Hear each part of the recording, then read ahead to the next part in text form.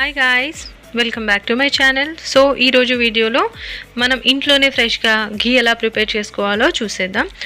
మిల్క్ని boil చేశాక మనకు మీగడ ఫామ్ అవుతుంది కదా, ఆ మీగడని అలా పక్కన స్టోర్ చేసుకోవాలి. నేను 2 వీక్స్ నుంచి స్టోర్ చేసుకుంటున్నాను ఫ్రీజర్లో పెట్టుకొని. సో ఇప్పుడు ఆ క్రీమ్ని ఒక మిక్సీ జార్లో తీసుకొని దాంట్లో 1/2 గ్లాస్ చిల్డ్ వాటర్ని యాడ్ చేసుకోవాలి. ఒక 3 to 4 minutes అలా హై స్పీడ్లో గ్రైండ్ చేసుకోవాలి. సో దట్ మనకు బటర్ అనేది సపరేట్ అయిపోతుంది. నెక్స్ట్ బటర్లో ఉన్న ఎక్సెస్ వాటర్ అంతా తీసేసుకోవాలి.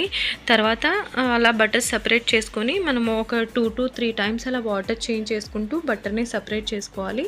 సో దట్ మనకు గీ అనేది ఎప్పుడు కూడా ఫ్రెష్గా ఉంటుంది, అంటే స్మెల్ అనేది కూడా చేంజ్ అవ్వదన్నమాట. నెక్స్ట్ ఒక థిక్ ప్యాన్ తీసుకోవాలి. అడుగు మందంగా ఉన్న ప్యాన్ తీసుకొని అందులో మనం సపరేట్ చేసిన బటర్ని యాడ్ చేసుకోవాలి.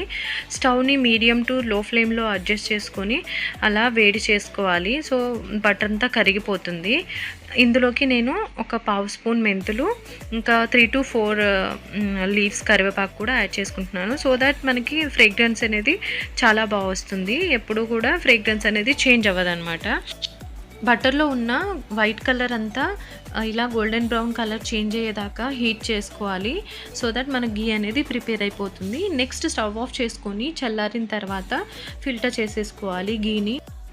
ఇలా ఒక గ్లాస్ జార్లో లేదా ఏదైనా ఒక ఎయిర్ టైట్ కంటైనర్లో స్టోర్ చేసుకుంటే బాగుంటుంది. గీ అనేది పూర్తిగా చల్లారిన తర్వాత ఇది నెక్స్ట్ డే ఇలా పూసగా బాగుంటుంది. నా ఛానల్ని ఫస్ట్ టైం వాచ్ చేస్తున్నట్టుంటే please like, share and subscribe to my channel. Thanks for watching. Take care. Bye.